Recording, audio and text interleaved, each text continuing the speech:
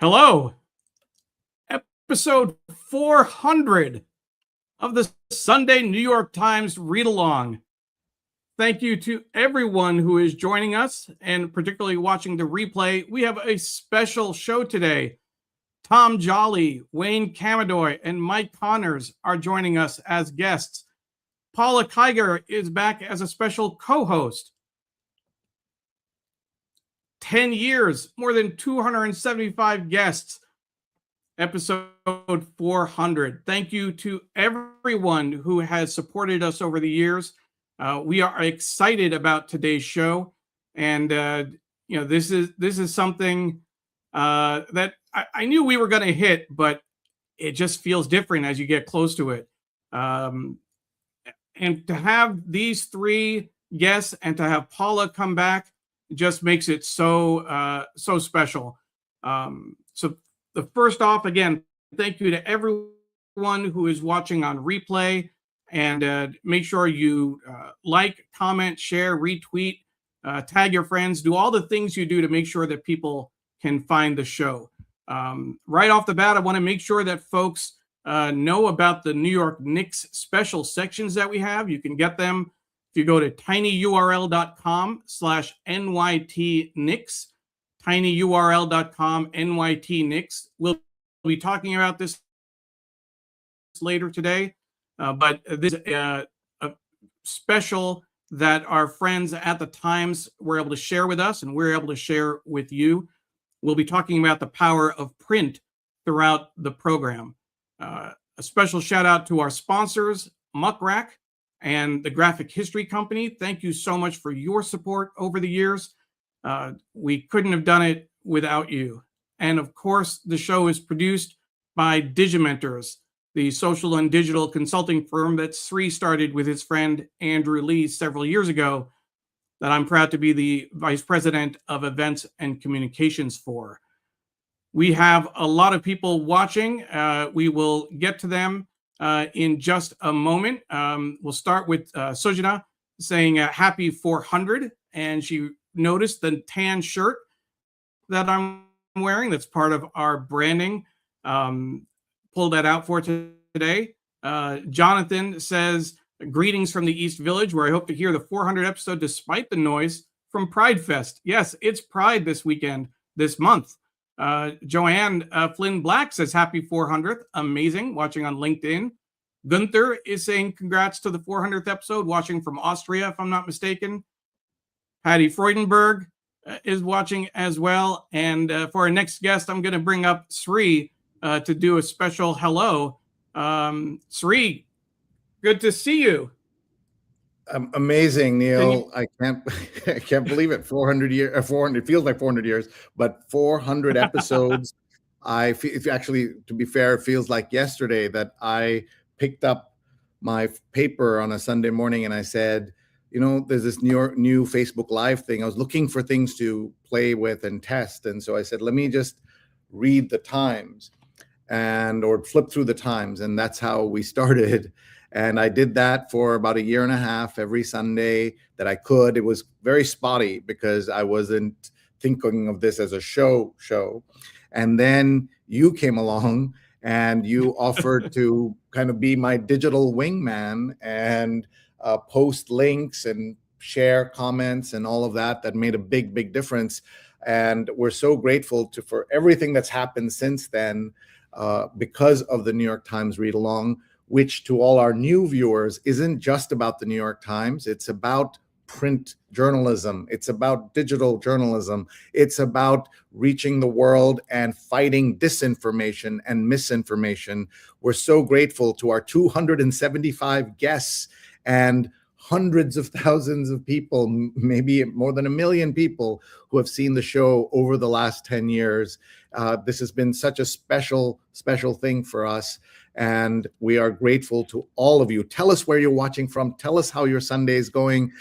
Tell us why journalism is important in a time when journalism is under fire, where we are told the press is the enemy of the people. Neil, you wore a tan shirt. I wore a bow tie, a clip-on, of course, because I don't know how to tie it.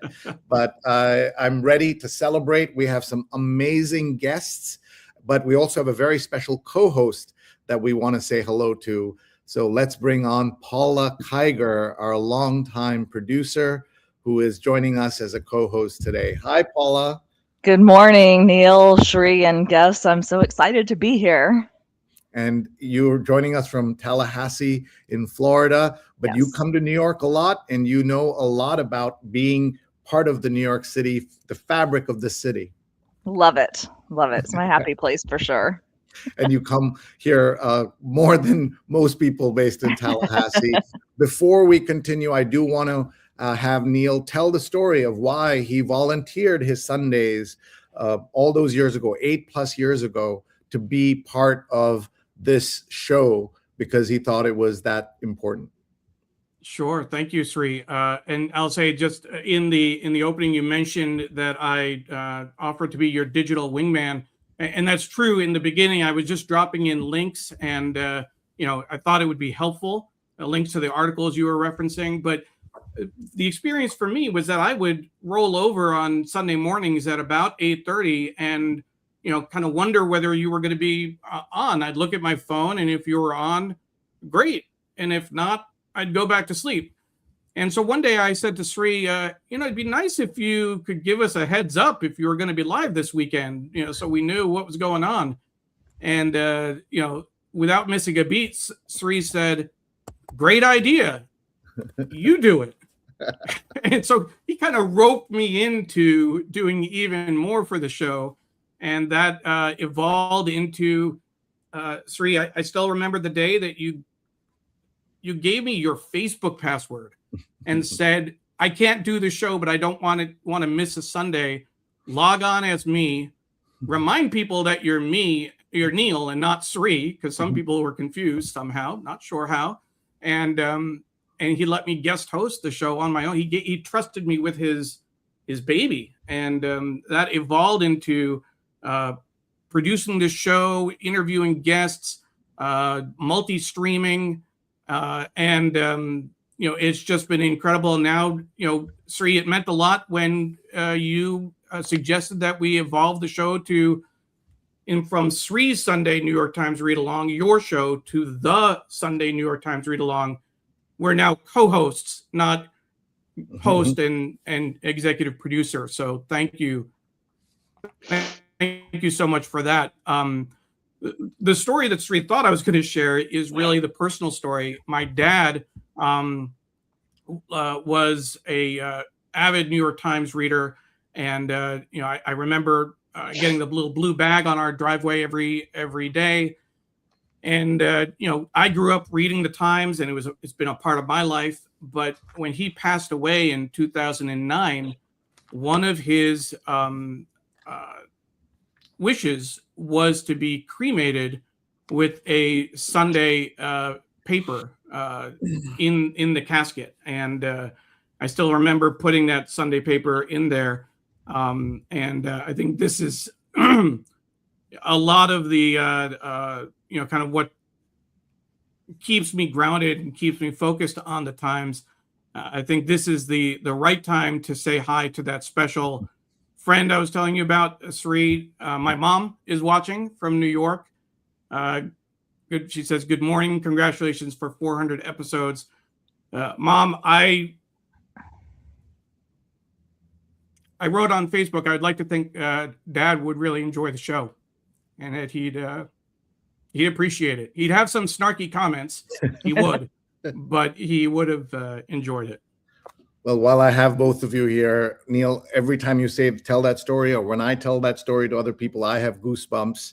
And Auntie, thank you for supporting this show, and thank you for the amazing friendship I had with your husband, Neil's dad, who was a newspaper publisher himself, an ethnic newspaper publisher, who took on this idea that this young journalist at the time and the South Asian Journalists Association was important, and he would come to meetings and support me personally and the organization. It meant the world. So thank you to the Parekh family. And Uncle, we're thinking of you out there, and we appreciate you instilling the power of print in Neil's mind. It's so important. With people watching from all over the world, we already said hi to Gunther watching from Austria, and we're just so grateful to everyone who can be with us.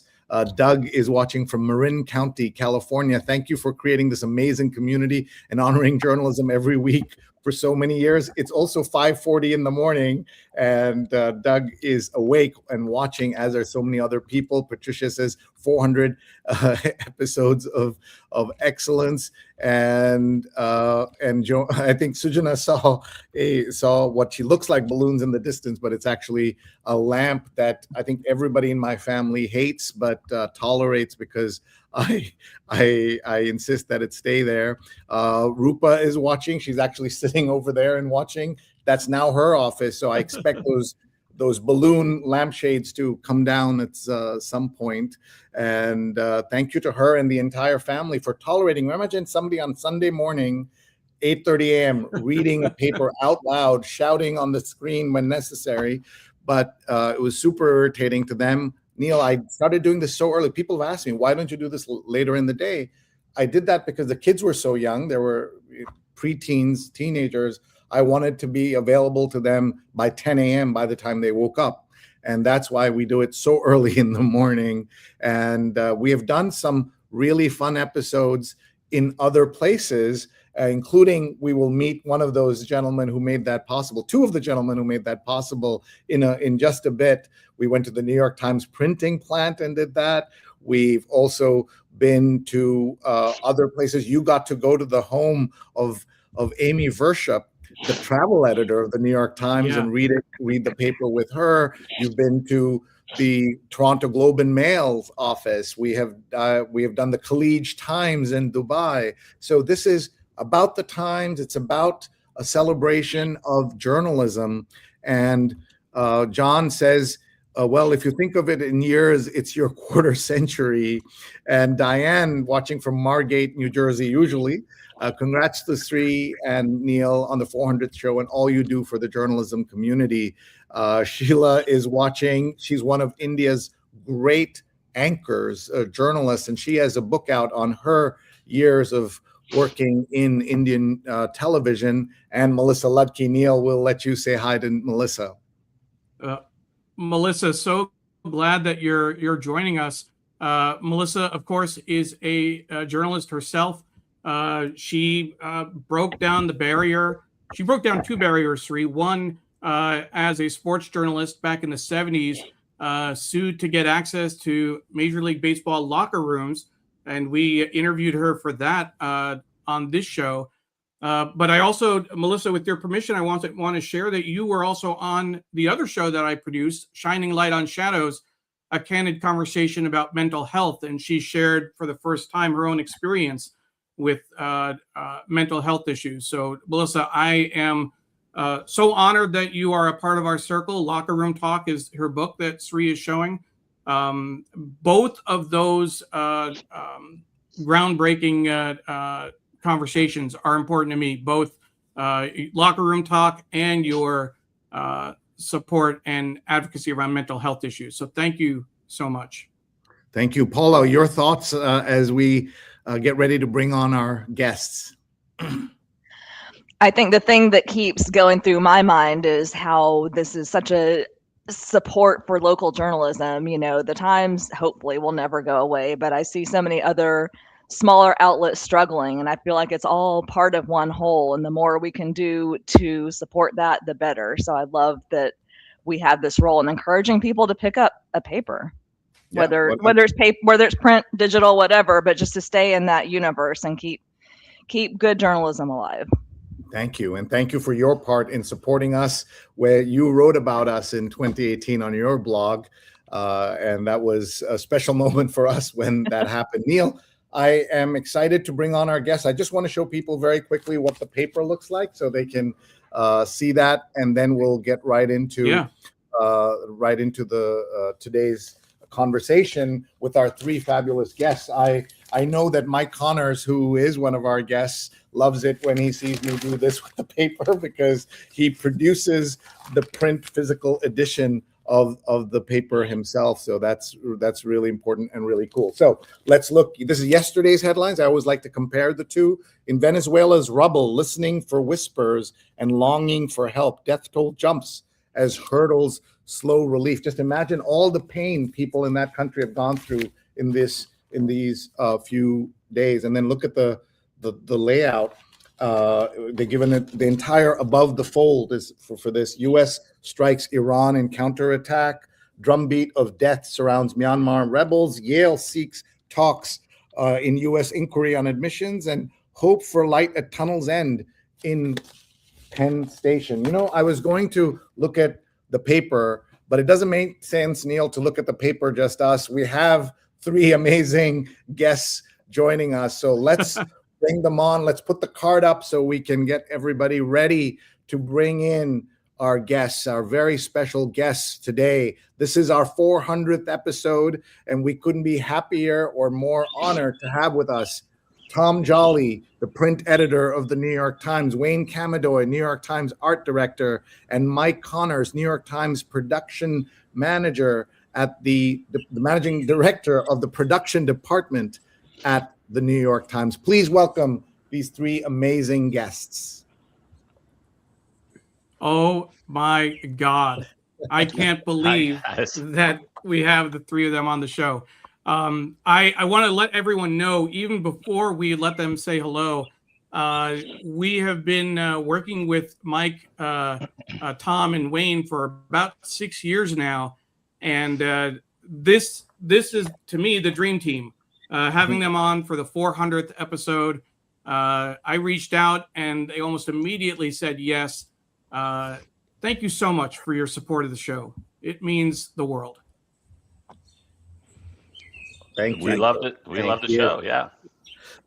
Thank you. Let's ask you all to kind of just react to being on the show and seeing the show for all these years. I know it's not something that you knew we were doing when we started, so we'd love to hear your thoughts. Let's start with Tom Jolly.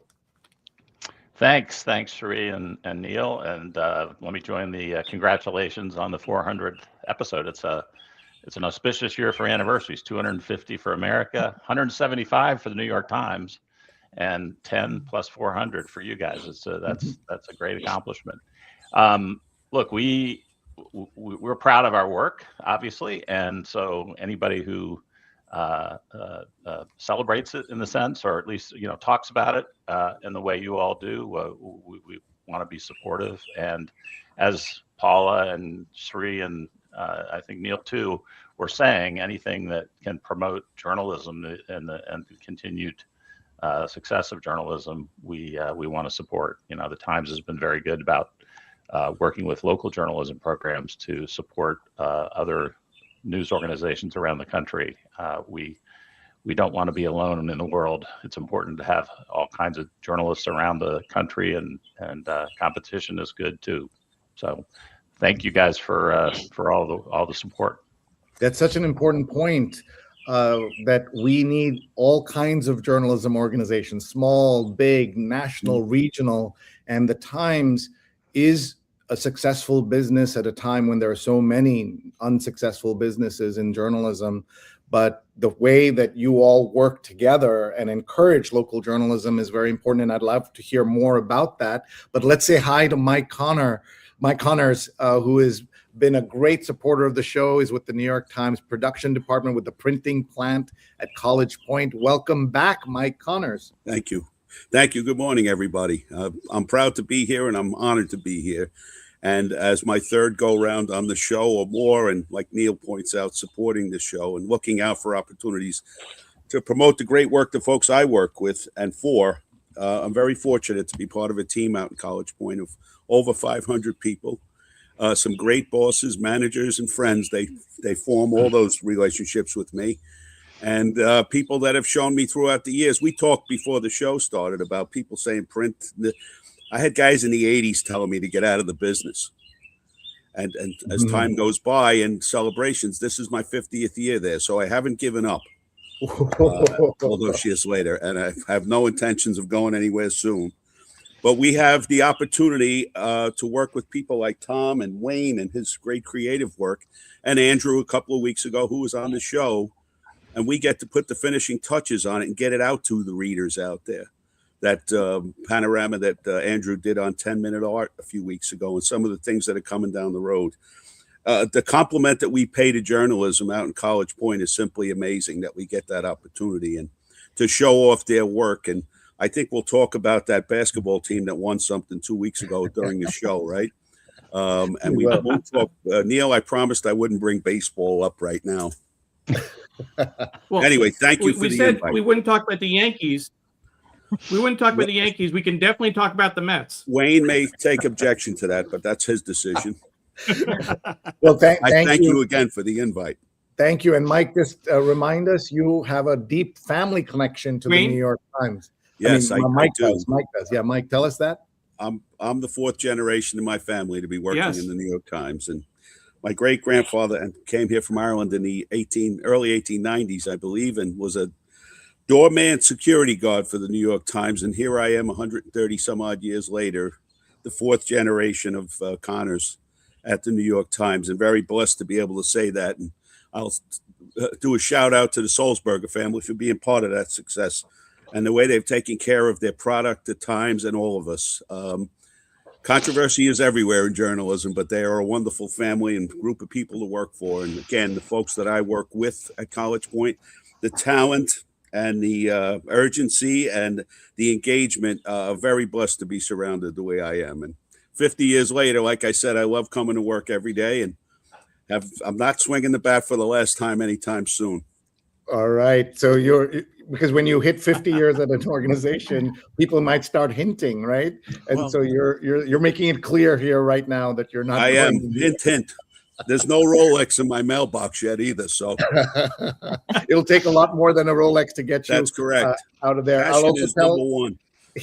I'll also tell everyone that those of you who've been to New York, when you drive from JFK, from LaGuardia, depending on where you are, where you're going, you will pass a building that says the New York Times on it, and you may think it's the print, it's the newspaper headquarters. It's actually the printing plant, and the New York Times is itself, of course, in Times Square, where the journalism is produced. But it's all a team, and so important. Let's bring on Wayne Kamidoi, art director at the New York Times, who's also been such a great friend. Well, thank you for inviting me. I'm honored, as Mike and Tom are. I know you guys like to say where people are from, your listeners. So the three of us were, I guess, part of a North Jersey mob, because Tom and Mike live a couple towns over from me. So I just want to thank you guys for, the energy, excitement that you bring to the show, and the tireless work, because I know just watching how you guys produce a show, it takes a lot of work. And I know I get some emails from Neil late on Saturday night, asking for PDFs or any insight of what's coming up on the in the Sunday paper. So, Neil's working late at night to get the show ready and makes it such a polished, just a polished program on Sunday morning. And it's really great. And as a member of our print design department, I know you've spoken to us and you've visited our department, that, we appreciate that you showcase our work. And and then as a person as an editor who started in 1995, with Mike and Tom on the screen, I kind of feel like a new guy, because they've been here much longer than I have. So it's an honor to be here. Thank you. And what I want to do is just welcome some more of our guests. And I know both Neil and Paula are itching to ask a lot of questions. So let me just go through this very, very quickly. Joanne, great friend of the show, is watching from Morristown. She just sent us a photograph of Neil and I heading over to the home of Tom Jolly to do the first time we were at Tom's home, reading the Times with Paula Baranakis, the former national copy chief of the New York Times, eating bagels with Tom at his home. It was we could not have imagined something like that could be possible. And we're so grateful. Deb is watching from DC, and happy 400th on the American 250th. And Humble Travelers watching from Thailand. Sujana, Dr. Chandrasekhar says we're glad we expanded to YouTube Live. We've been there, but we're doing this YouTube Shorts in a new and interesting way. Journalism, says Diana, is more important than in any other time in our American history. Thank you for having such wonderful clients on your show over the years. Her clients, Jarrett Adams, Kate Byrne, John A. Byrne, and among them. So thankful, and thank you for your guest ideas. Everybody, we look for guest ideas. Of course, Stefan Kaplan, thank you for being here. The gang got back together again. Hi, Paula. Oh, and happy Pride. And Nick's in 5, baby. Mary C. Curtis, great friend of the show, has been on multiple times, was home for dinner to celebrate my dad's 82nd birthday. And she says, congratulations. I had an early celebration with the real Sri in New York City, watching the World Cup with his wonderful family and eating a delicious spread. Doug says, congrats on establishing this addition to my Sunday routine, especially since my Sunday New York Times doesn't arrive this early because it's out in California. John Lee is watching. There's a great Ireland connection. John, if you haven't had Mike Connors yet on the Irish Stew podcast, you've got to get him on there. Yeah. Good morning from hazy and humid New York City. And a LinkedIn user is saying 400 more. Kevin Noblet. Kevin, thank you for watching. Thank you for being a great international journalist. One of the few people who cared about South Asia back when we started Saja in 1994. Melissa is here. We just met with her and she says, thank you. And who is this, Mike Connors? Somebody named Trish. I'm not sure Mike can hear. I think Trish Connors, Mike's sister, is watching, which is so great. I think we might have lost Mike's Wi-Fi. He was having a little issue. He wanted to sit outside today, but that might be the price we pay. But Trish, thank you so much for joining. It's always been great to have you watch and comment, and just you love your family and you love the show, you love the paper. It's just so great to have you be a part of all this. Sri, I do want to mention one thing. You brought up our good friend Carla Baranakis earlier, and a special shout out. Over the years, she was, as we know, Paula was a longtime producer. Carla was a longtime booker for the show. She brought us some of our biggest guests, both from the Times and outside the Times.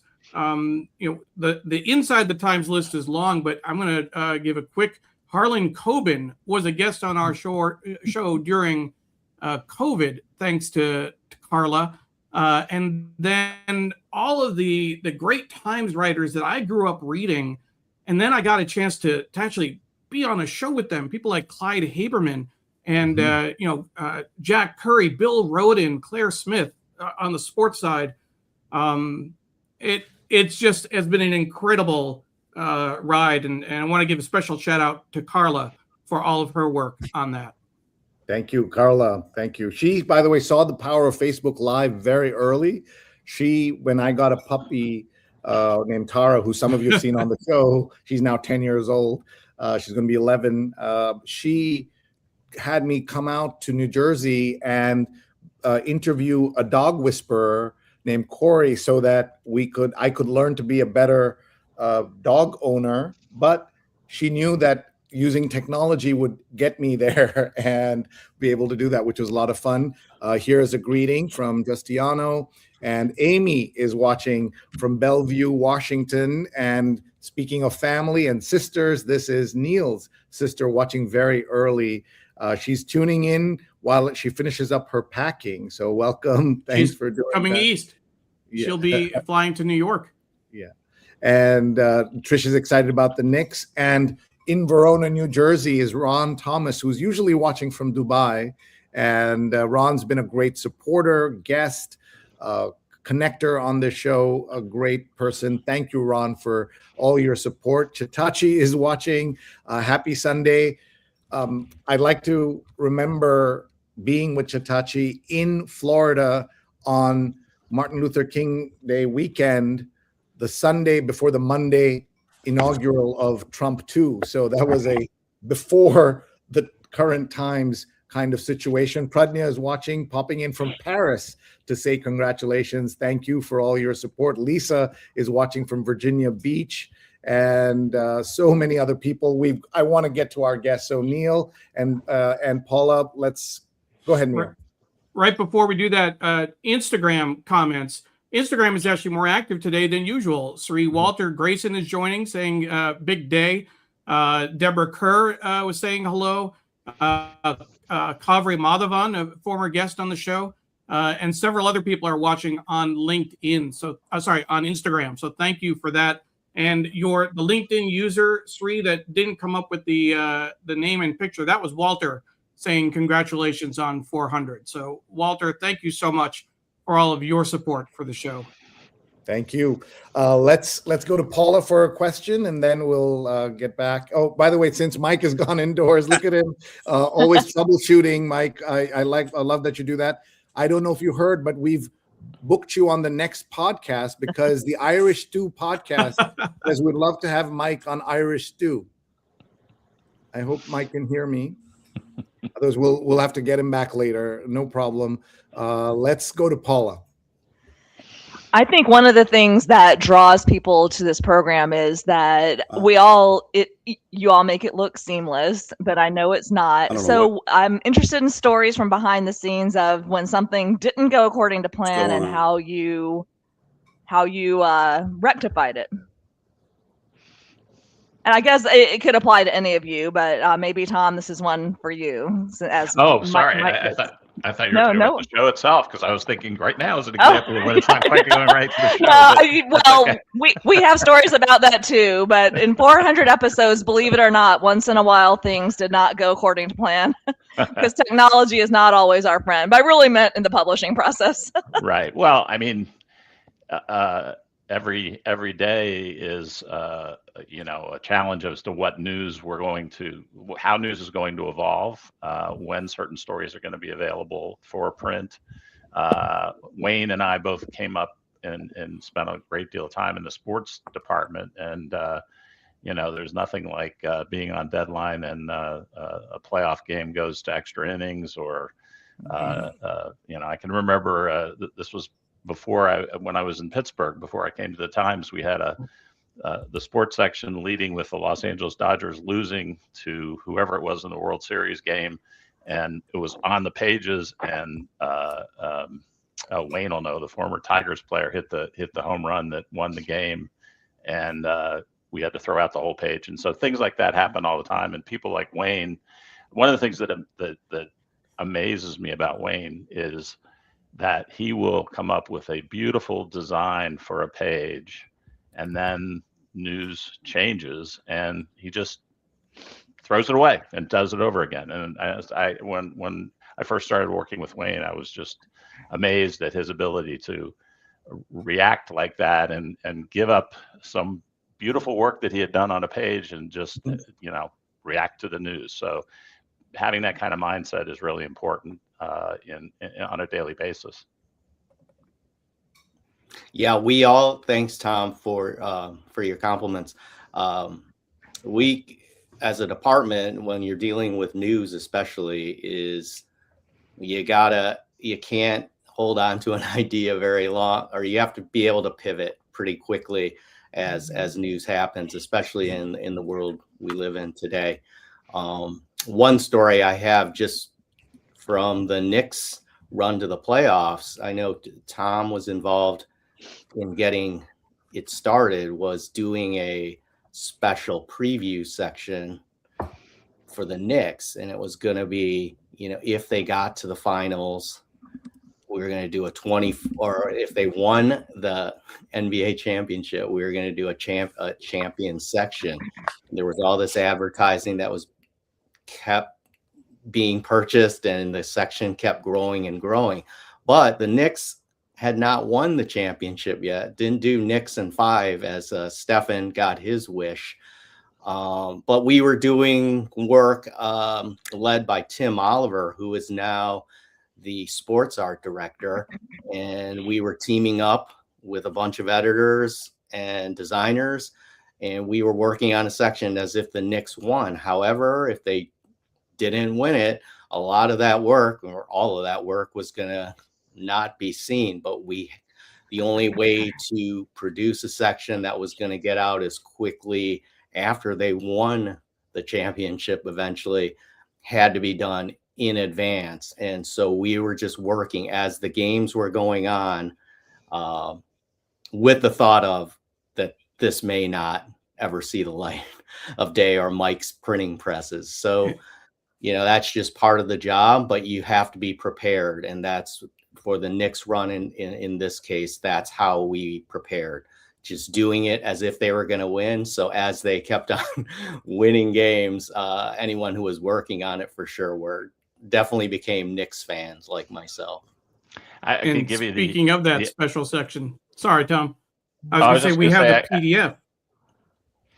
Go ahead. I was just going to say that I was nervous for other reasons, because I think it's pretty well known at this point that we had created a large special section on the election of the first woman president in 2016. As Wayne said, all the work was done in advance, was prepared for publication the day after. So it would have been Tuesday was election day. It would have been in the Thursday paper, but of course that we still don't have a woman president, and so all of that material had to either be retrofitted into other purposes or just never saw the light of day. So I was glad that the Knicks won for that reason too. Just to understand, when sports teams print the paper, their T-shirts and hats, presuming they'll win the Super Bowl or the championship, they then ship them off to other countries. Are there places in other countries where maybe they get newspapers where there is a headline that never, or alternate history or alternate reality? Has that ever happened? That has not happened to us, but of course there's the famous Dewey beats Truman headline from Chicago that haunts every newspaper editor since then. Neil, tell us how we can get these PDFs, even though you may not be a Knicks fan, you will, as a fan of journalism, want to get your hands on these. So please tell us how we can get them. Absolutely. So thanks to our special friends at the New York Times, we have these PDFs on our website. You can go to tinyurl.com/NYT-Knicks. That's NYTKNICKS.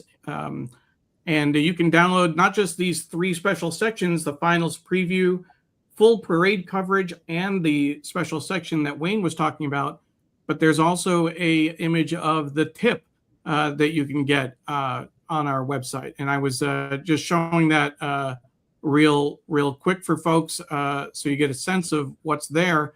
This special section, with the championship winner, just look at the layout, the secret to the sorcery of Brunson. This is gold, literal gold. And the ads. That's one of the things that we've always talked about. We always make it a point to talk about the full page ads in the paper as proof of the viability of print journalism and the New York Times. It's a successful endeavor, not a failing paper, as some might call it.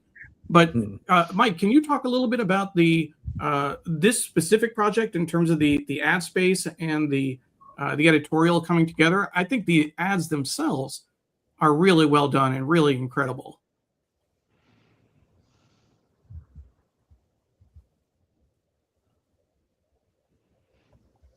Oh, no, sorry, Mike. Let me put Mike back on, because we had Mike. Can you hear us now? I don't know if we can hear you though, Mike. We're not getting your audio. We're having some technical difficulties with that. As Mike figures out which microphone he has to switch to since he moved to indoors. Tom, can you speak to coordinating with Mike on the layout? Absolutely. One of the adjustments we had to make was that the sports section on weekdays is normally printed behind the business section. So this, of course, had to be a separate section. And Mike can talk about the details of rearranging the press run to accommodate that, but he did, obviously, College Point did. And in terms of the advertising, I work with we have a liaison from the advertising department who works with me to just kind of keep me abreast of what the interests are in terms of advertisers wanting to be in certain sections. And this was pretty remarkable. So many advertisers kept every day. It was like, we got another one, and it really was right down to the advertising deadline in terms of people still buying space. It was very heartening from that point of view. The other thing that is notable about this section, I think, and one of the things that we talk about the benefits of print is the scale of imagery. So it has a wraparound. One of these sections had a wraparound cover. Actually, two of them. I think the parade section and the championship section had wraparound covers. Yeah. So, which is a challenge for the press room to make that color photograph look as crisp as it did. And I mean the production on these sections was just amazing, I think. And we're always very proud of the production work that the College Point does, but somehow this one really stood out. And Wayne can probably talk to some of that, because that's something There's as an art director. an example of that wraparound cover. I mean, kudos to Mike's team. I mean, one of the successes that our print hub and print for our print design that has made us really feel good about our work is the end product. And that comes a lot from Mike's team at College Point. If you ever get a chance to visit Mike and see his team at work, they really care about the quality. I mean, they're printing thousands of copies. There's going to be some mistakes, but they look to rectify any mistakes and make it as good as possible. And as Tom said, for these sections, they were particularly beautiful. And when you pour in a lot of work leading up to it, and then when you see it land on your doorstep and it looks fantastic, it's a really great feeling.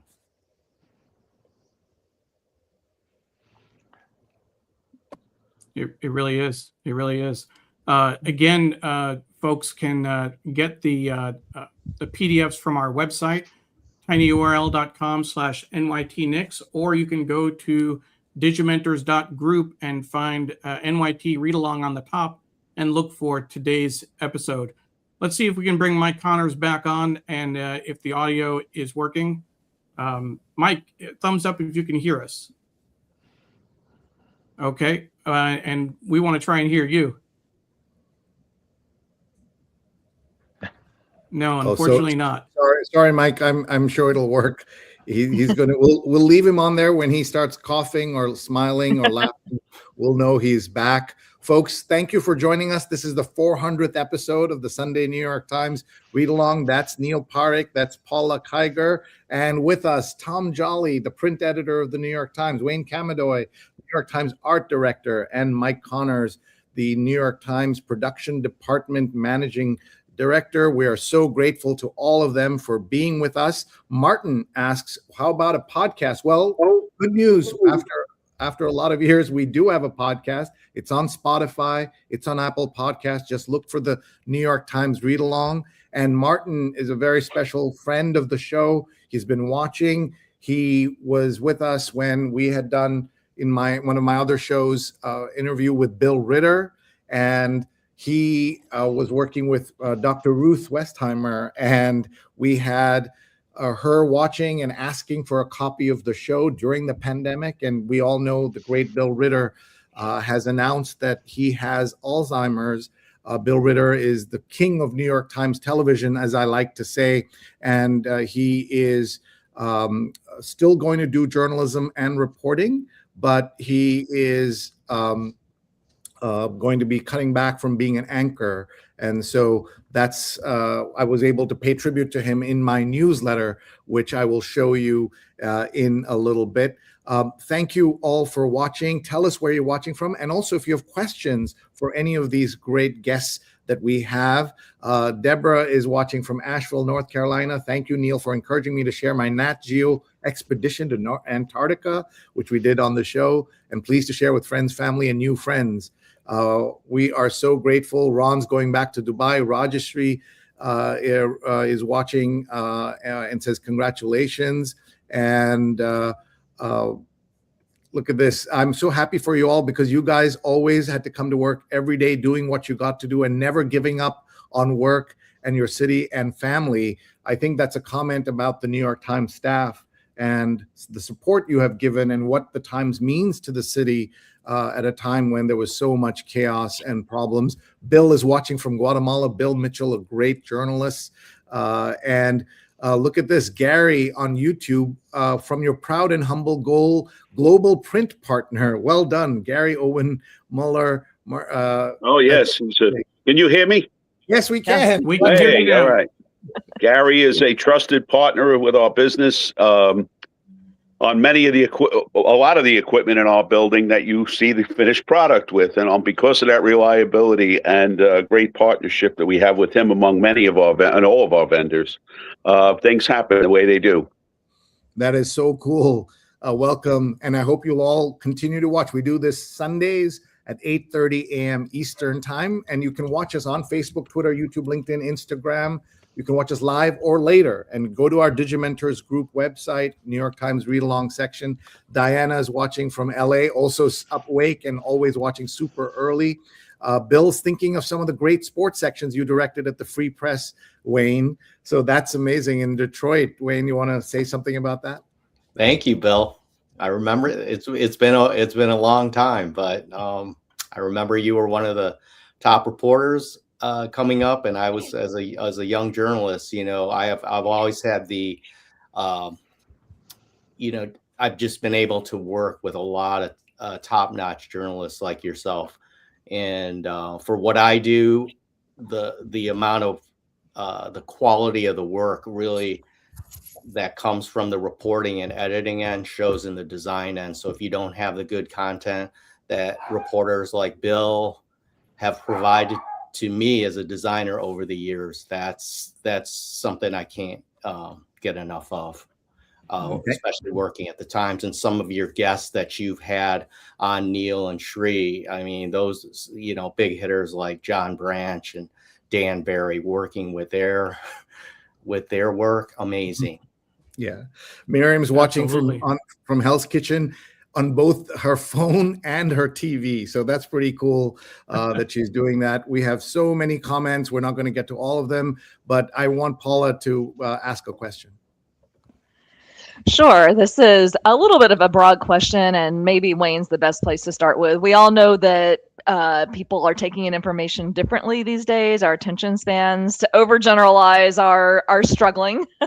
So have you seen, how do you balance that, just continuing to do quality work with knowing that at times you need to appeal to someone who might have less time or take less time to consume information? I mean, I would say that our mission right now, and it's changed over the years. It used to be for the paper, we wanted to get in the freshest news, and Tom and I, we would work till 1:30 in the morning to do that. And that's not the case anymore because our deadlines are now 4 p.m., which is kind of crazy. But if you read Andrew's article about his 10-minute art, it kind of encapsulates what we're doing or trying to do, or as a strategy, is just to really give the reader a better and different experience that they get digitally, but still adhere to the original work that was put into the digital production. So we don't want to make it completely different, but if we have a chance to enhance it, whether through the way we present it, the way we use the broadsheet experience, that's what we're looking to do, is try to make the content more understandable and in a visual way. It really does. I mean, it's one of the things that we have seen in terms of the evolution of the paper I mean, I still remember when color was first introduced to the Old Gray Lady, which people may not even remember that that's the moniker that was for the Times for a number of years. Spot color here and there, and then on the front page. But then the paper itself, the delivery of the news has changed. And one of the things that I think is really interesting, we celebrate print every week with this show, but we will show the online treatment occasionally, because the Times does some great online work as well. Can you speak a little bit about the interplay between print and online when news is developed, when there's a special section or an article? What does it take to move from online to print, Tom? Well, that's a big subject. First, let me start by saying that, the way the Times has evolved, particularly on the digital side, astonishes me. There are hour-long video podcasts. There are reporter videos. It's just amazing how our website operates. It's full service. So what we've tried to do in print is think about how nobody is spending their entire day looking at the website. So you're going to miss some things. Some things are, frankly, more accessible in print. So that especially a long story that you might want to read in 2 sittings or something. As Wayne said, the visuals of print can be better. So we look at the newspaper as trying to give you the best experience from the website, and not everything on the website. And one of the challenges, to get more directly to your question, is that a lot of the times on the website now, when there's a news event developing, we're covering it in what we call a live report, so that our reporters are literally writing 1 or 2 paragraphs on the latest information. And if you're looking at the home screen, you can follow along with those developments quickly, rather than the old days where a reporter would go out to cover an event and write 1 story later in the day. So we now have a rewrite person. That's an old term, but we have a couple of people who will look at the website and work with the reporters when they're available to write a story just specifically for print that can work on the front page. Now, we obviously aren't going to do that for every single story. We pick the big story of the day or story of the moment, which lately has been the situation in the Middle East, but also can be something like a Supreme Court ruling that has significant, is of a great significance. So it's every day is a day of adjusting to how we need to operate. As Wayne said, with closing the paper at 4:00 for the first edition, we want to make sure that we get the gist of what's happening, but also think of it more as an analytical. So we'll take a news analysis, for example, from the day before, that will then explain to the reader why that story was important, that may not have gotten into print because it happened late at night. So it's, like I said, it's a daily kind of chess game or something to figure out how we put together the best paper. That's great. Thank you, Tom. Appreciate that. One thing I want to remind folks, again, we do this show every week on Sundays. We do take holidays off, but over 10 plus years, we've gotten to our 400th episode, and Tom, Wayne, and Mike are part of this group of 275 guests that have joined us over the years. And it really is, I was talking about it, referring to it as the weekly miracle, putting on this show, as opposed to the daily miracle that is printing the New York Times. We have a comment from Gunther Sri. Big praise for the digital New York Times. You can really see that the New York Times did its homework there. I feel it's exactly as Wayne describes. That is, it uses the freedoms you only have with that medium, which is definitely great. I do want to mention to folks, and I have this running on the screen, if you want to join our mailing list, send me an email, neil@digimentors.group. We'll get notices for upcoming shows, links to these special PDFs. And Doug mentioned that he's grateful for the PDFs, in this case, the Nick special sections, because they're not in the paper. Just to remind folks, these were sections that came out over the last several weeks, both before the finals, when the Knicks, the coverage of the parade, and the special section that came after. So we're thankful that Wayne was able to package them for us to offer to all of you. So thank you again for that. Yeah, I'm so grateful to everyone who's watching right now. We normally end the show at this time, but we're going to go a little longer with the consent of our guests, because we have so much content and so many questions to get to. I know Paula has questions. I know readers and viewers have questions, so please ask. But I want to remind folks that we do this because we care about media. Subscribe to a newspaper, please. It doesn't matter where it is in the world. Subscribe to any newspaper. Digital is fine, print or digital. The importance is to support journalism. And I'd love to hear from maybe starting with Tom, what are some of the efforts the Times is doing to reach out and be more of a team player with the world of journalism? Well, there are a couple of things. One is that every year there is an effort. Well, the Times has a fund that is used to support journalism around the country, and every year employees are at the Times are offered the chance to contribute to that fund, as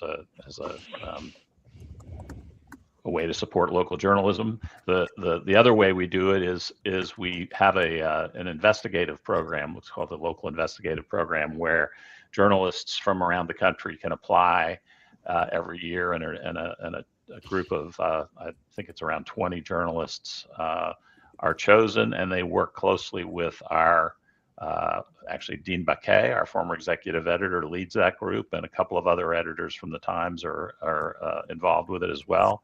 And they help, for example, an investigative journalist in Mississippi work on a story that he or she may have identified. There were several stories out of Mississippi, which is why it comes to mind, about police activity, I believe sheriff's offices and that sort of thing, where there were a lot of abuses going on, and the relatively small papers in that area didn't have the resources really to invest a whole lot of effort in investigating all that, and the Times was able to provide the support and the editing and frankly the legal guidance to make sure that the stories were fair and that there weren't any anything done that would get those journalists in trouble with any kind of lawsuits or anything like that. So that's a really important program that has resulted in a lot of investigative work around the country that the Times itself was not involved in, other than being kind of guidance for it. Here's a comment from Doug. I love how Tom and others are describing the print edition as an extension of the digital NYT. When I was at USA Today, digital was evolving into an extension of print. The Times is smart to be digital first and augmenting the overall product, using each format for what it can do best. Wayne, I want to ask you about all these extra sections, the special work that goes into it. People are paying for a print edition. How does the Times justify all these extra sections that keep Mike so busy because they're expensive to produce? Well, since I don't handle the financials, a Neither do lot of I. those ideas come from our staff, but then they funnel through Tom, who then has to deal with probably someone else to help justify the cost. But I think just in general, for the special sections, let's say I work on some of the cooking sections, it's good to promote our top work. And if there's a way we can do that in print, that then we can justify the cost, because if you start printing these on the bright white, as they call it, paper, which is a better stock, the price of the production of that goes way up. And Tom can or Mike can tell you more about that. But I think from a design end or as an editor who comes up with some ideas with the team, we just have to present to Tom, like, why should we do this as a special section? Or and if it isn't obvious, we can then just say that this really needs to be pulled out and be presented in a different format that makes it better for the reader. I think in the end, it's everything we try to do is to make it better for the reader. So one way I think about this, Tom, is that you are selling a very expensive product, relatively speaking, and once people have subscribed, you want to keep giving them things to make them feel better about the subscription, so that when the bill comes up for renewal, they say, okay, what did I get for it? Does that make sense? Is that something that you're doing? Absolutely. We talk about it all the time, giving gifts to our readers. The Nick sections are a good example of that, but so is the 10-minute art section that Andrew did and was on this show, I think 2 weeks ago, talking about. There is all this great work being done on the digital side. And frankly, some of it is so long and expansive in either words or all kinds of other ingredients to it that, you want to do it in a separate section to give it room to breathe. And as I say, to give our subscribers something that they can really hold on to and appreciate. And basically broadcasting, this is special. This is not your everyday newspaper. We're giving you something special. I love that. Sri, I need to jump in, Sri, because Paula has to leave. She has a previous commitment, so she's going to have to jump in a few minutes. Paula, I just want to take a moment. I'll give you the last word, but for folks who may have joined us more recently, Paula was a longtime producer of the show. She took on my role of putting in links and engaging with the audience on Facebook when Sri handed me his password and said, you host the show when I can't do it. So I got a chance to work with Paula for a number of years. And Paula, I wanted to just thank you for all of your work to make the show a success. And, really all the support you gave me personally, phone calls after every episode I hosted. Paula, did that go well? Did I do this right? Was that okay? Did I go too far on this question, etc.? I appreciate, and the Saturday afternoons when I was prepping for the show, you gave me more support than you realize. So thank you for that. Before you have to leave, I want to give you a final word. Right. Well, the read along has in general been personally and professionally just a true joy, and I'm so grateful to have had the opportunity to be involved. It really has meant so much, and it's connected me to my favorite place, New York, which in itself is a godsend. So I didn't know, Neil, if you wanted me to leave off with a question, but I'll do that. And then if you want to take it, you can. If you want to move on to something else, I am interested in, over the past 10 years, what has changed about accessibility. I know there's a large print edition. I know there is audio. Hopefully our world is getting more cognizant of the fact that readers have a variety of challenges in accessing the news, and we want to make a product as amazing as the New York Times available to as many people as possible. So I'm curious if any of the three of you have thoughts on that, and thank you again. Thank you, Paula. Good luck and enjoy your Sunday. Thank you for everything you've done for us, the New York Times Read Along, and for New York Times fandom. It really means a lot. Thank you very much, Paula. And I'll see who would like to go. Yeah, Neil. I do want to point out, though, that I let Paula have the final word, and she could have gone off on a, congratulatory, it's great to be here. The show is great. Thank you, Tom, Wayne, and Mike. No, she ended with a question, because she's always pushing that in terms of good content and good information. So Paula, thank you for that question about accessibility. And I know you have to run, but we will let Tom and Mike and Wayne answer that. And I'm sure you'll go back and watch the recording I will. when you can.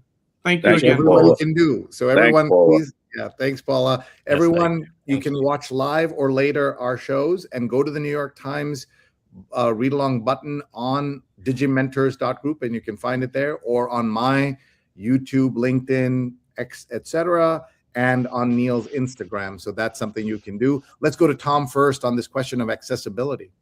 Well, it's a great question. And, obviously we want our journalism to reach everybody that we can reach. So the Times has done a lot of things to increase accessibility.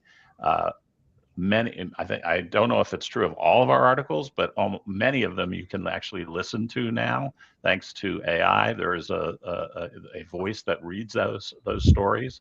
We also translate to Spanish in many cases.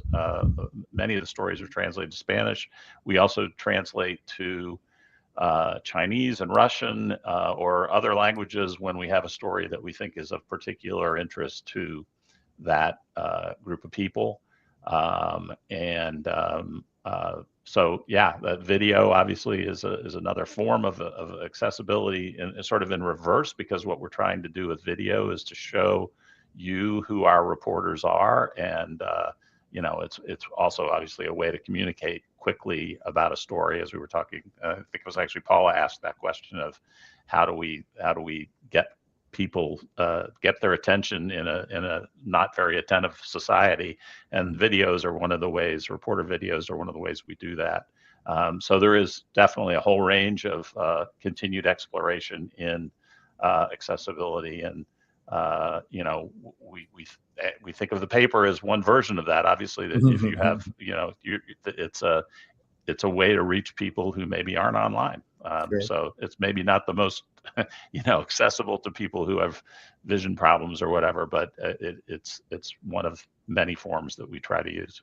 And I think the audio stuff is so important for this. But also another way of accessibility is the Times has put the athletics soccer coverage, the World Cup coverage, online for free, which is the opposite of what I thought people would want to do, because this is when you've got everybody wants to read the athletics coverage, and the New York Times is giving it away for free. Tom, do you know any of the thinking behind that? I think it's brilliant because people will now get addicted to it. But do you or Wayne know anything about that?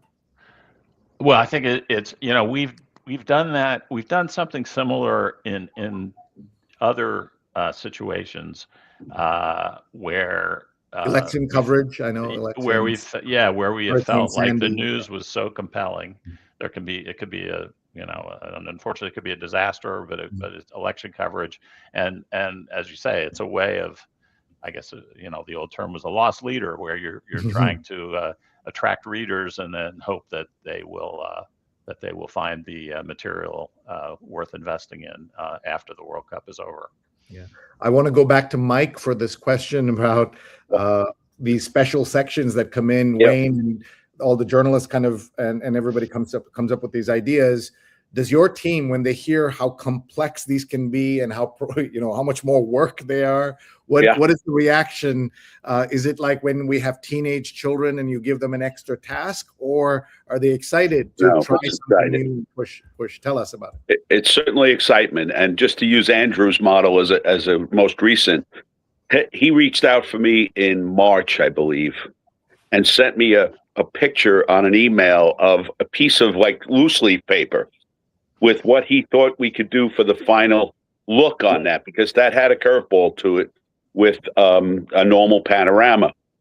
And so I brought in one of the subject matter experts. I can be a good middleman and pass the buck. But we brought in Carl, who has worked with Andrew and Wayne and all of us on these concepts of a different look to a section, whether it's a panorama, as that one was called, or any 4-page or 6-page we can do. And working together with all those brilliant people from the get-go, for me, is just an incredible experience that never goes away. So we say, bring it on, and we want more. And we're not there to judge or topics or content or anything. We're there to make it look the way the designer does. So we do that. And just to throw a plug in on this Nick stuff, it's not just PDFs. Anybody who's interested, we're selling many of those at our company store as individual sections.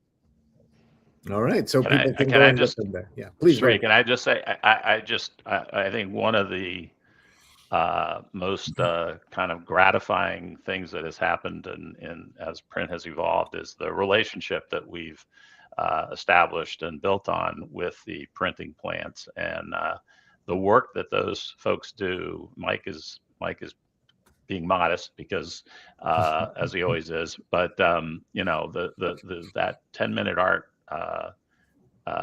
section was just an incredible production effort. And I mean, I joke that I'm waiting for them to produce origami out there one of these days. And I don't, and Mike is right. They wouldn't say no if we said that. No, we won't. If Wayne came to Mike and said, "I've got an idea for an origami section," he'd figure it out. We would. Well, one thing that we talked about earlier was doing a project that never saw the light of day. One of the first Pano 8 projects that we thought would work was a Dan Barry article about a boxer.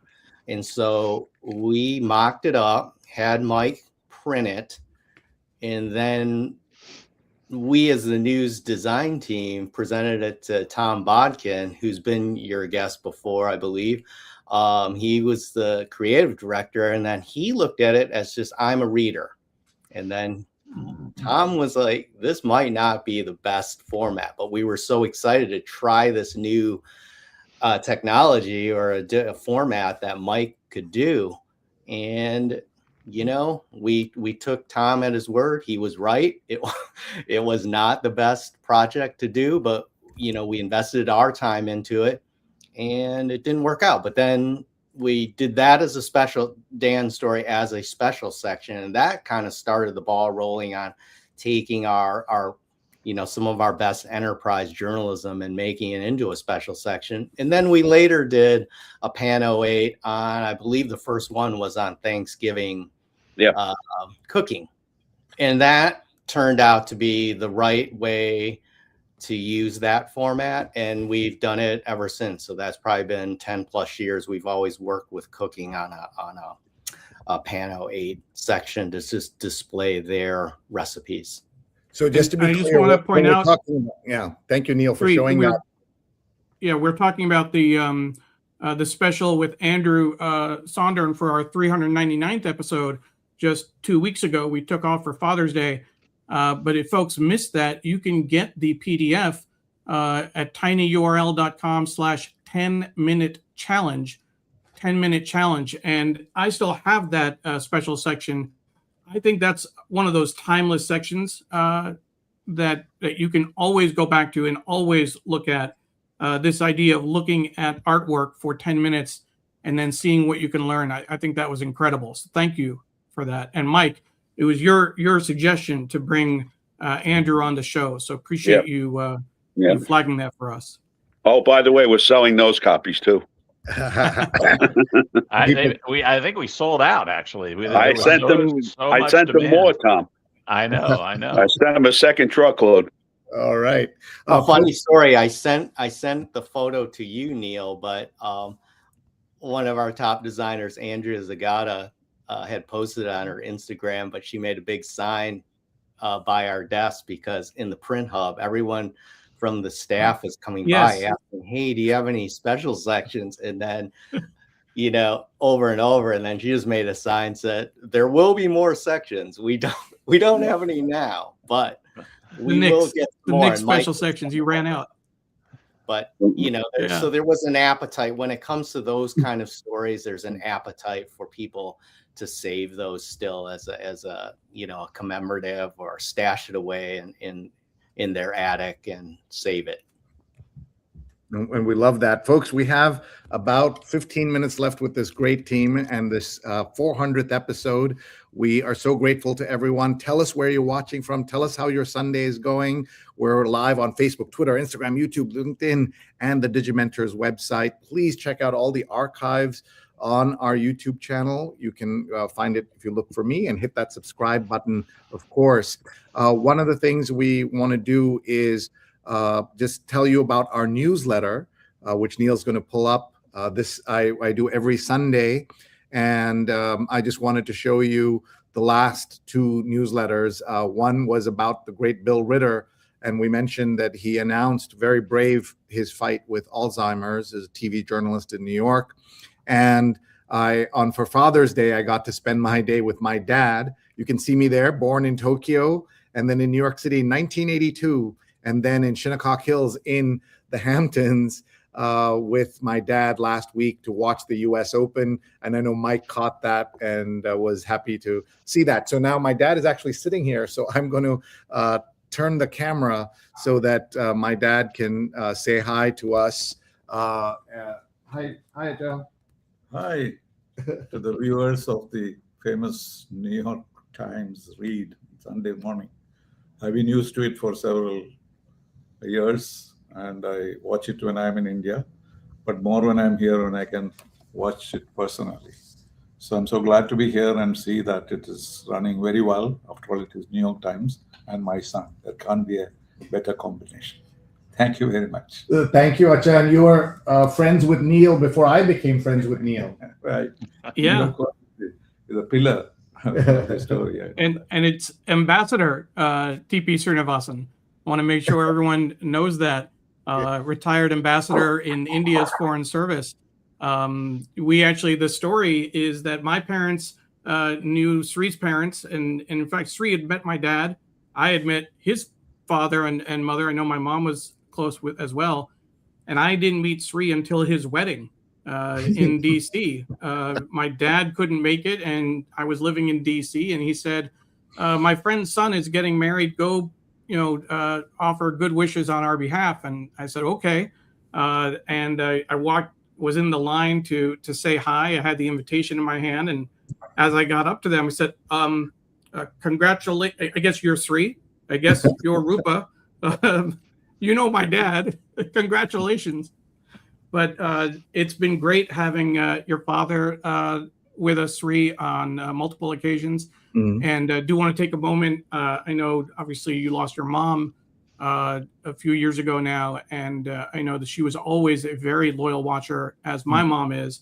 And, she is still in our hearts as well. Thank you. Thank you very much. And that means a lot. And my dad and I are coming to Washington on Tuesday and Wednesday. And so we're going to meet some of our friends there. If anybody's watching in DC and wants to meet us for coffee on Tuesday or Wednesday lunch, please let us know. But I do want to say, if you haven't subscribed to the New York Times, subscribe to the newsletter, please do. srinet.substack.com, srinet.substack.com. And we are so grateful to everyone who watches. A couple of other quick announcements here. I'm sorry, I'm ruining Neil's layout here just very quickly. We have a workshop. Neil's getting mad now at me, but we have a new workshop that an AI philosopher and I are teaching. AI is being done to you, now what?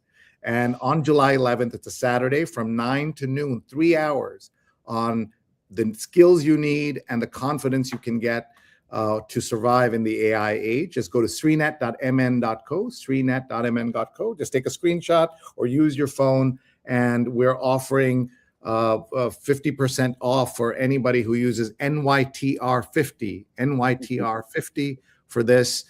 Cheaper per hour than anything that you could sign up your kids for. They'll never get good at some of those skills that you've spent a lot of money getting your kids. So they'll use this maybe as a gift to a young person in your life, or take it as a family, but it will help you and make a difference. Sorry, Neil, I had to do that.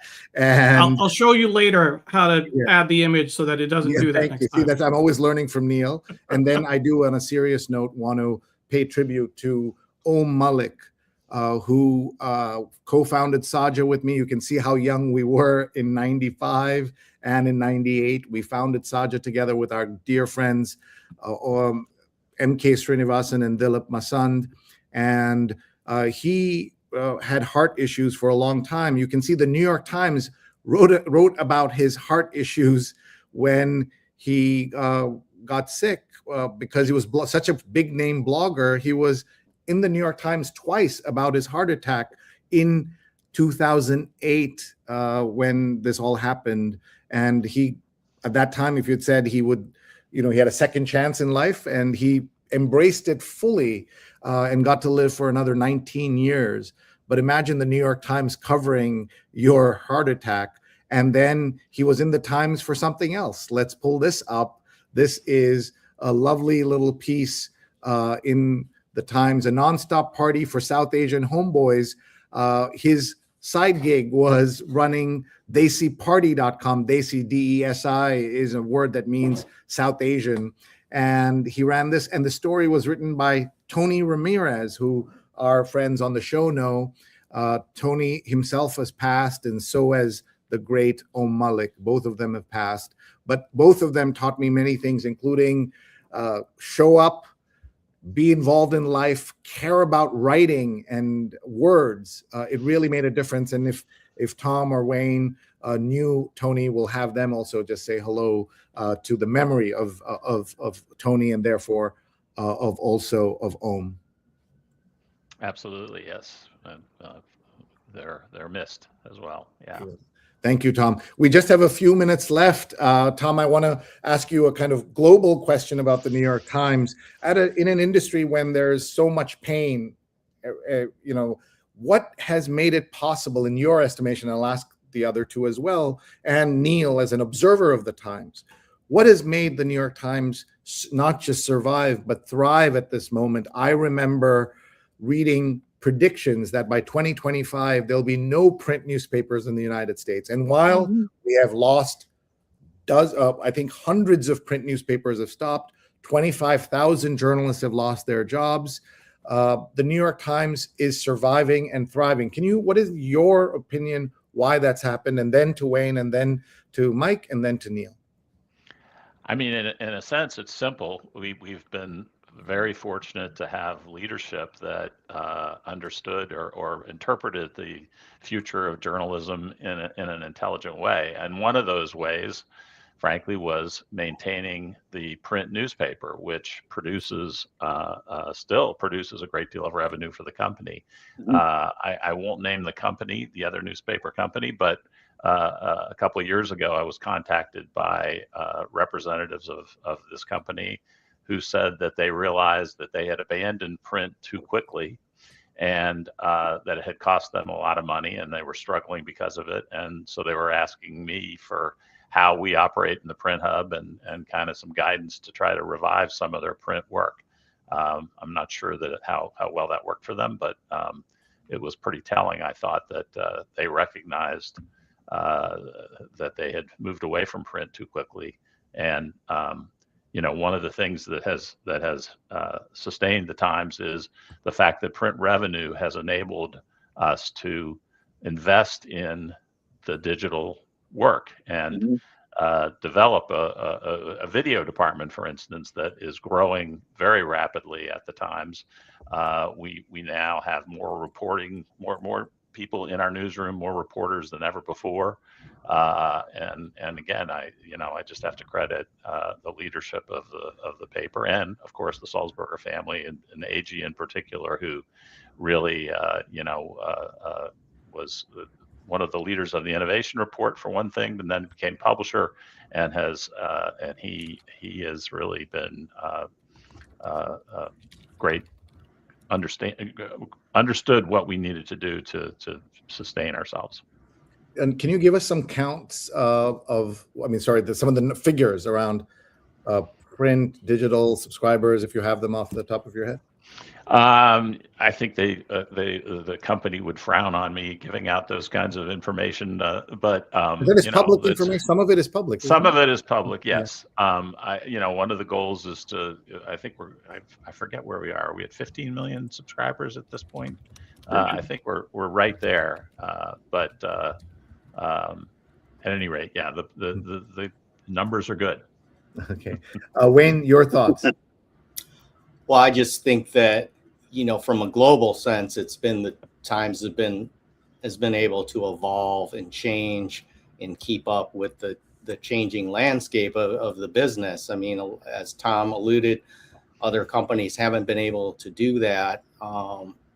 Obviously, print is an area where people started to forget about. It's part of a news organization, and luckily, work at the Times where there is support for us to keep getting better, provide a quality product. And we're evolving in the way we think about how we're going to present the news in the print paper. And while we have to, on a daily basis, put out a paper, which takes a lot, we're also, luckily have managers and a very creative staff to think about how we can make ourselves better just as a department. And that's the way I look at it. If we're putting out a good quality product, then hopefully print can sustain and keep its readership. Beautiful. Thank you. Mike? I'm very fortunate all these years later to still be part of print, obviously. I also get the opportunity, just like I did with you, Sri and Neil, to do tours with groups from all over the parts of the business, including schools, and to think about our model and how smartly those above us have created that mosaic of digital, of cooking, of games, of all those things, and the different customer base that we now have. People that may not agree with the Times or read it, but are customers and paying customers on a cooking site or a game site. And even in my own house, I have a daughter who's not picking up a printed paper every day, but she's a loyal subscriber to the New York Times. In print, our efficiencies have created another business for us. We're a business unit. We are printing over 60 different publications now in that building. Without naming all of them, it's keeping print alive for small newspapers, for community newspapers, for human interest type of newspapers and lifestyle papers. We print in 4 languages. So we've taken our big building out there and made it a print type of center. While the Times is number one, we've also created a business model that contributes to the revenue. So yeah, we're printing in Spanish, English, Yiddish, and Chinese. Amazing. Lisa King says, love to my College Point family. Oh, that's my friend Skippy, yes. Okay. And we'll look at this comment. Started working at the Times in 1963. Mike's dad was the man who hired me. Retired now in Thailand. That's Joe, right? The mayor. Yes. Yeah. What a story, and what a great connection. That is. He worked with my dad. Yeah, I'll tell you a quick story about legacy stuff. And Neil, we talked about it with your dad. My dad passed almost 10 years ago to the day. And when I went over to the house that day, he was sitting in his easy chair with the crossword puzzle. And that was his last gesture, was doing the Times crossword puzzle that day. So it stayed in the blood, I guess. And print was alive then, and it's very much alive today. Oh my God, Mike. That's a true story. I still have the puzzle. People ask me, what do I do with it? And I said, I look at it because I'm not smart enough to finish it. And it's a collector's item. Mike, that's an incredible story. It's the truth. And how many years has it been, you said? He'll be 10 years this week. Passed on. Yeah. It never gets no. we can deal with. It's been 3 years for me. For Neil, it's been more than a dozen years. Yeah. And these connections that we have to fathers and father figures. Not everyone has a dad. I was blessed. It's been very, very, very important. Thank you. We're almost out of time.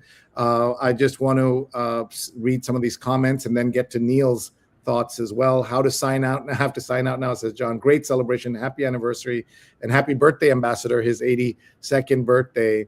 And Neil, I want to hear from you, your observations about the Times success. Sure. And thank you, Sri. And I definitely want to start. I said at the beginning of the show when I shared the story about my dad that I thought that he'd appreciate what we were doing. And my mom agreed. She said that your dad would be happy to see your involvement with Sri in the read-along. I would say, as he sometimes does, Mike stole my thunder in terms of my thoughts on the paper. It's even quaint to say it that way, right? To refer to the paper, because it's not just the paper anymore. It is so many different things.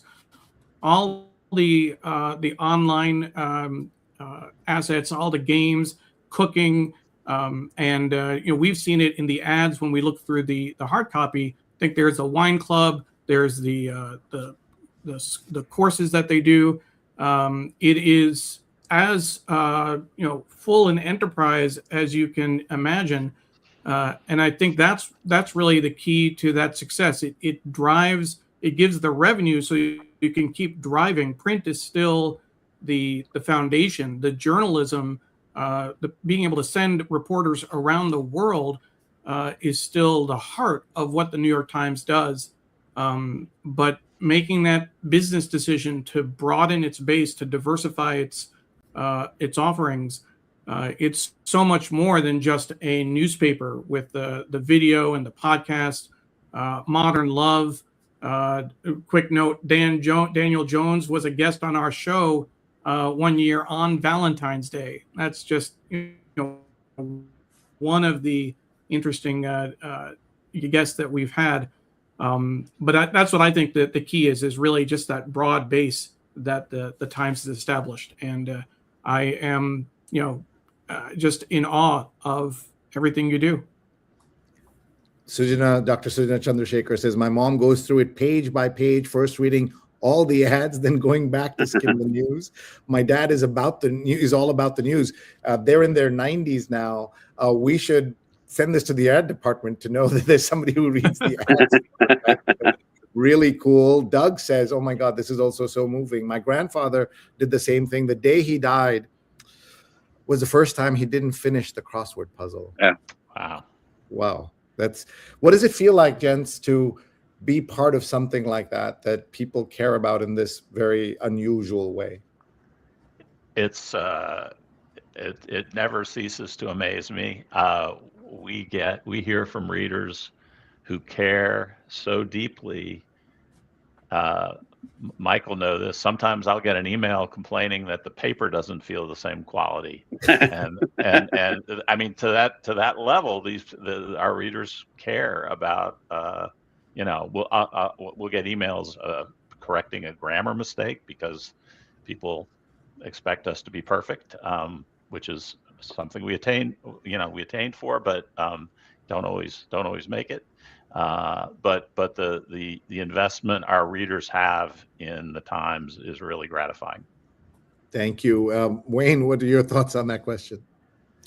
Well, I just think that we do have a real rabid core audience, especially for print, although, digital is the way to go, is the way it's moving. But the people who do read print as their way to get the news, I mean, that's a challenge for us to take the new innovative storytelling that digital is doing, but then not forget about it for print, saying we can't do it. So we try to find ways to do it, and whether it's through our design, editing on the print hub, and also having Mike's team be able to make it be reality. That is, as long as we can continue to do that, I feel like that's an important thing. It's an institution, and it's great to be part of that, and I hope it goes on for many more years, and let's not give up on it. Thank you, Sudha. Wow. I used to tell my husband, that's Neil's dad, do you have an exam of the New York Times? Because he was so 100% focused. He was studying it like he was studying for an exam. That's absolutely amazing. I'll just share my quick thoughts on this. I started reading newspapers because we lived all over the world. My dad would always have a newspaper or many newspapers with us. And I still remember the first day I heard this thump outside our apartment in February of 1980.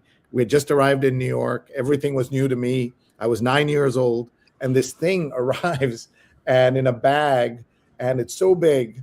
And that's because my dad insisted that we read the newspaper and we take it seriously and read it. I had to write an article. I had to summarize one news article by hand in a notebook that was part of my growing up, that was forced on me by my dad, who's sitting right here. And even today, when you go to his home in Kerala, there are 8-9 newspapers in English as well as in the local language of Malayalam that he gets, about 4 English and the rest in Malayalam. And that's the power of journalism, is the power of newspapers. And that's why I became a journalist. I'm sure though my dad would have loved for me to become a diplomat like him as well. Look at what Ron Thomas is saying, that thanks for a great anniversary. Hello to your dad. Your show was an inspiration to me starting my podcast, and everyone should check out his. This is such a special day, everyone. Thank you so much. Here is Apollo watching from Philadelphia. He has been a great supporter of this show as well. And my oldest read an article on dinosaurs on page 1 when he was 4, Neil. What a story.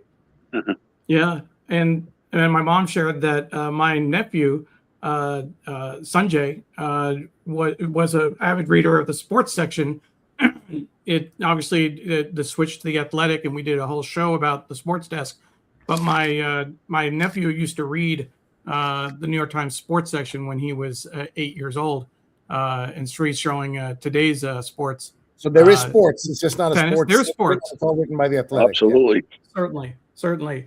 I did want to share, Sri, you were talking about I mentioned earlier, my background with the Times, not just my dad reading it at home, but when I was in 11th grade, I did an independent study course in high school just based on New York Times coverage of Eastern Europe and Russia. That was our source material. That was my choice. I delivered the newspaper to the high school teachers. I did it in college. And in college, I actually signed up for AOL back in 1992, only because I could get the New York Times online at my computer. That's what got me into AOL. So, I mean, this relationship is long, it is deep, and it's just a part of our lives at this point. I mean, I can't tell you how many times I check the app on my phone during the day, just constantly looking for updates and what's new, what's being pushed out. It's in our blood. Yeah, I'll just say two things about my connections to the Times that our readers may not know. I've written 40 articles for the New York Times because I was a freelance writer, and starting with business. The business, it was called Biz Day, the Monday business section where they covered the internet, where you had to write things like the web, the World Wide Web, graphical portion of the internet, or something like that. You had to write. Back in '96, I got my first byline in the New York Times in 1996, and I also have been covered by the New York Times. And it's always interesting to have journalism done to you because of my high-profile jobs that I was lucky enough to have, and I've also been quoted dozens of times, and all of that is a blessing. But my first appearance in the New York Times was when I was 10 years old. On Flag Day, there was a picture of Mrs. McAuliffe's class from PS6 in Manhattan crossing Park Avenue, and there I was dressed up like a Minuteman and a patriot carrying the flag, or standing behind the person with the flag. I did find that. I'm sorry I don't have it to show you today, but that's my connection to the Times. I want to give our guests a chance to give a final thought before we let them go, because we've gone way over. So let's start with you, Mike. Your final thought for now, and we know we'd love to have you back. Thank you, and I'd be interested in coming back as well. I want to thank you guys and Paula for inviting me once again. I want to thank my family, my father, and give a shout out to our friend George. I believe he's watching, Sri, Mr. Vesey. Oh, wow. Yes, legend, he told me he was a legend is right. And a guy who, while I may not ever have worked directly with him, has become quite a friend. So he deserves to be recognized by me. And I want to thank all the folks. When you say Mike's team, I appreciate it, but it's our team out there in College Point. And I've been guided by some great managers who trusted and believed in me. And this is not about me. It's about the idea that it's a wonderful team we work with through COVID, through storms. Tom talked about getting an errant paper by a reader. And in the middle of a blizzard in January, somebody was complaining that they got the wrong weather page. Meanwhile, there was 2 feet of snow outside their door.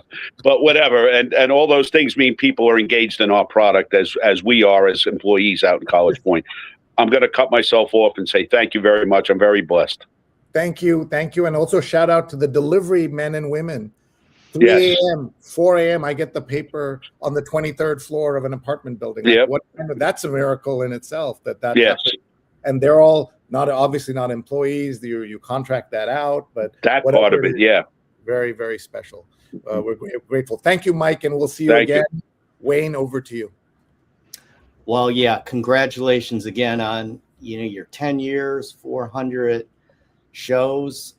Great work. And thank you for, again, showcasing, spotlighting, critiquing our work at the New York Times that, I've been part of for over 30 years and I'm proud to be a small part of. And getting back to getting the paper, thanks for give one bit of advice. Give your newspaper carrier a nice tip every year, because for all the work that we do, if it doesn't get to you, then you're not going to see it. So thank them. And thankfully, I've always had a good delivery carrier, and it's always there. So, and when it's not, I'll call Mike and Thank you. Thank you. Thank you. Let's go to Tom. Well, yeah, thank you guys, and congratulations again on the success of your show and the efforts that you put into it. We as folks at the Times appreciate everything you all do to talk about journalism, and I will say promote journalism, and I don't mean it like you're doing it always in a sunny way. You talk about the issues around journalism, and you as Wayne said, you critique things, which is a great thing to do.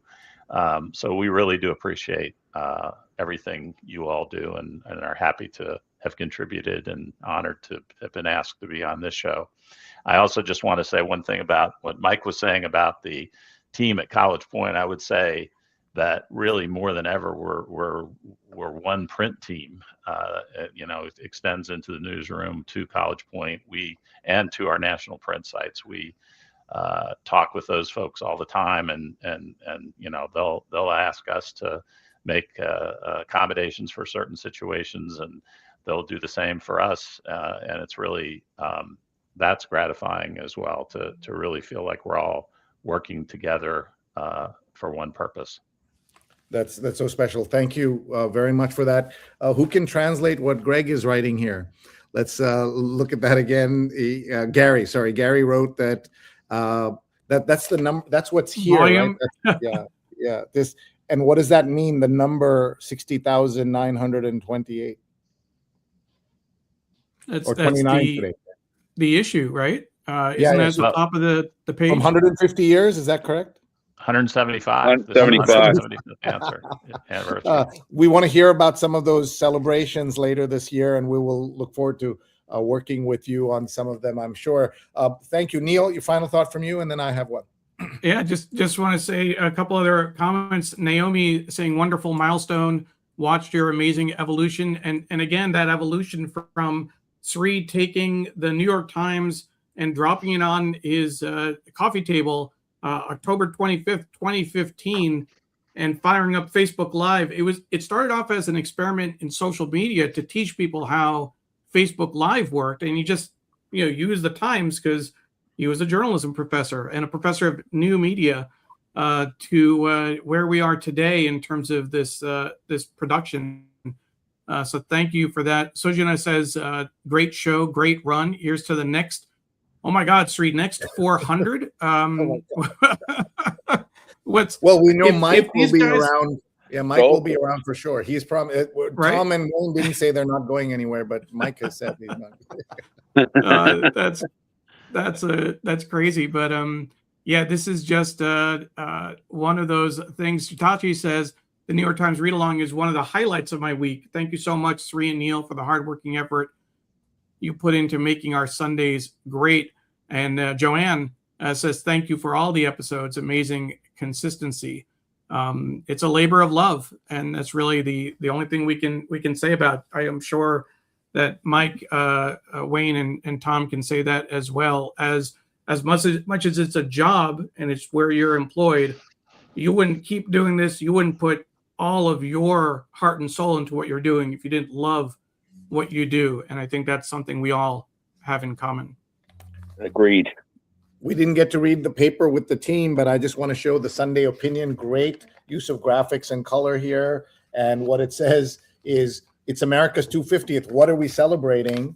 And it says here that they have 16 reasons that the national experiment endures. And I look forward to reading that and everything else in the paper. Everybody, thank you so much. I'm so grateful to every single person who has ever watched this show. Tag your friends, tell them they can watch us live or later on Sundays, 8:30 a.m. Eastern. And Eric is watching from Ottawa. We're so grateful to everybody. Thank you all. See you. We will be next week. It's 4th of July weekend, but we will be live with a show in part because there's a special section in the magazine that we're going to be highlighting, and there might be some print specials as well. Yeah. So join us July 5th for another episode 401 of the Sunday New York Times Read Along. If you joined late, you can watch the replay on Facebook, Twitter, LinkedIn, YouTube, and our website. Thank you so much. Bye-bye. Bye-bye.